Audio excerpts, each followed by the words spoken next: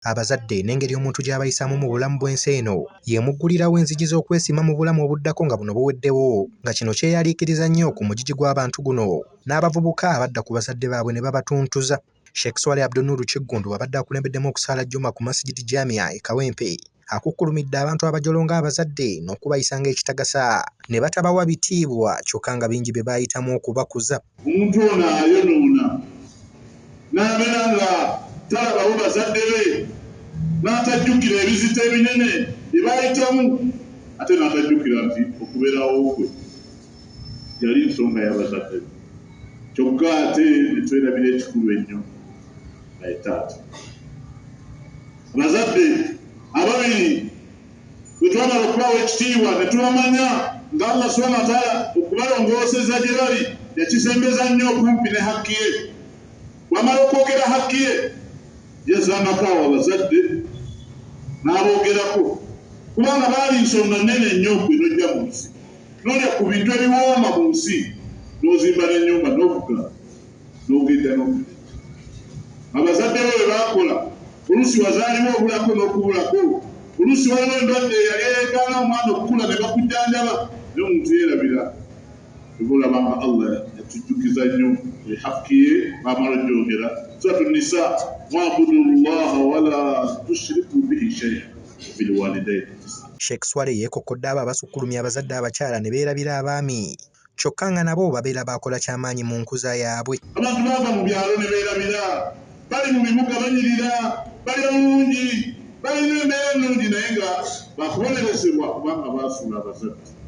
Naye olwaleero nzize na muzadde omu ono taata lwaki tugayaliridde nnyo taata?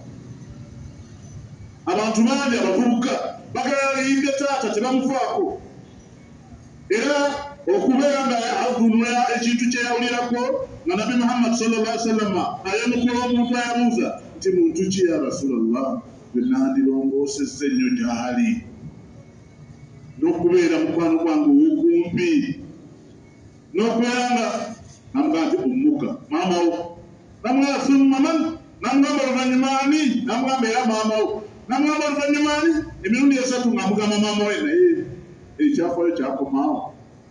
Omuvubuka akikomya oli wa kubonerezebwa yamugamba summa abuuka, oluvuma taatawo, oluvannyuma taatawo, saako taatawo.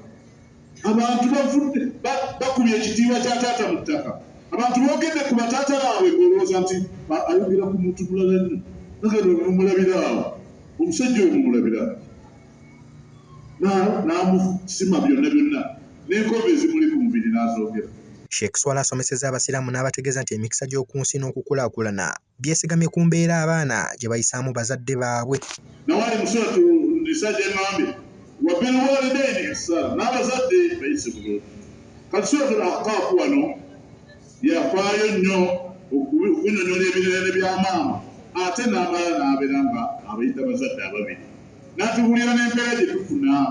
Naye abantu bangi bali mu butale, emirimu gyafa, tebalina mikisa, bagenze ku ndagu ate bakubonerezebwa, endagu tezikola, muzadde yakola ng'olongoose ddala, longoose eri muzadde.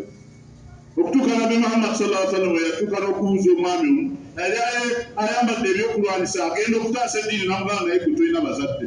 Ndowooza obubaka bwamujjira Nabi Muhammad sallallahu alaihi wasallam ti omuvubuka alabika abazadde tabayisa bulungi naye ate ayagala kugenda mu jihaadi. Namugamba nti abazadde mbalina naye ngenda. Namugamba fa fihima fajahid, genda jihaadi yo gikolere ku bazadde bo.